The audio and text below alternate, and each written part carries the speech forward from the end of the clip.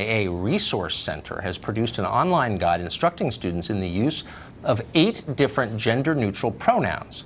Not he and she, those are yesterday's pronouns. The new ones include yo, z, a, n, and v.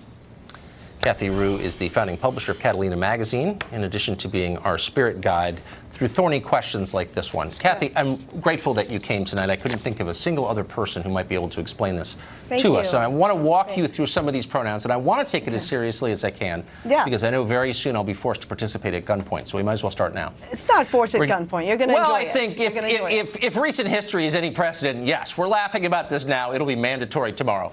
So let's start with the pronoun z. Yes. For he, she, and zer for him and her. Right. How would I ask the following sentence? Okay. Did she enjoy herself at the party?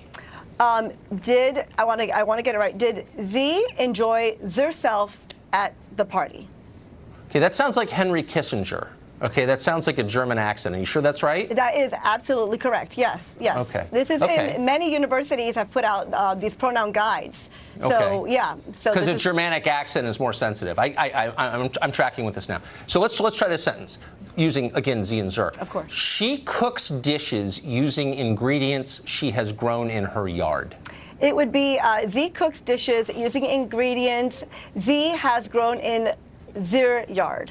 Their yard. Yes. Their yard. Now you're a French waiter. I love this. No, okay. Great job. I'm not mocking correct. you. I'm yes. You definitely are, and I'll have the croque monsieur, please. Now we're going to move on now to co and cos. Exactly. If I'm pronouncing it correctly. You are actually, yes. Okay, so we're going to translate, if you wouldn't mind, this sentence. I don't mind. He asked himself whether his gender pronouns were mildly confusing for others. So co-asked, co-self. Whether cos gender pronouns were mildly confusing for others. Whoa. Yeah. Okay. Mildly confusing still, but you've cleared it up a little bit. Okay, now we're going to move to Z and her. Right. Okay, so how would I say his car broke down, so he had to walk here by himself? It would be her car broke down, so Z had to walk here by herself. And that's different from Pidgin English how? Well, this is accepted by the LGBTQIA community, and different colleges and universities going from Vanderbilt to California to Georgia have accepted these and added them to their pronoun usage grammar books. So.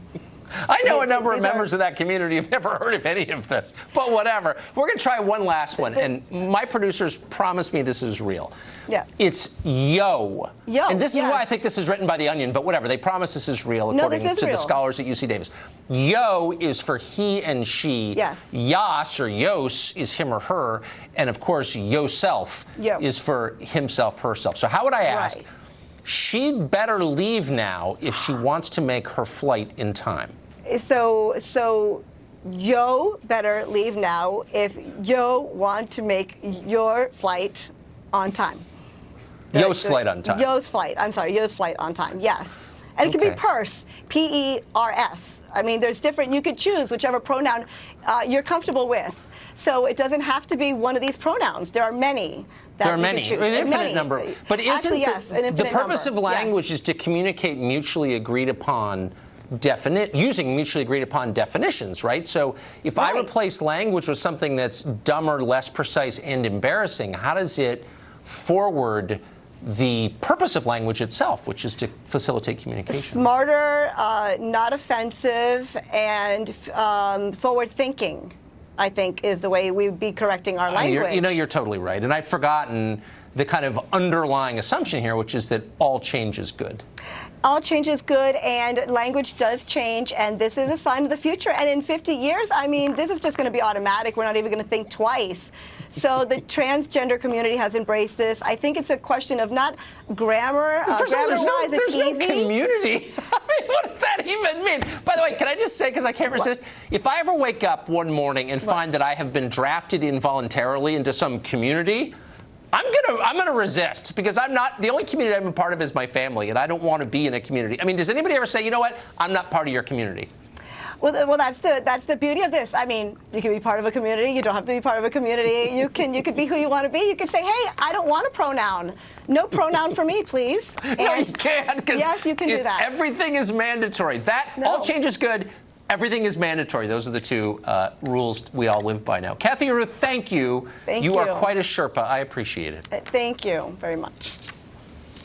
Well, a statue of former President William McKinley, himself, by the way, a victim of gun violence, is being torn down in California in the name of sensitivity to American Indians. We asked last night, are there actually Native Americans who object to the statue?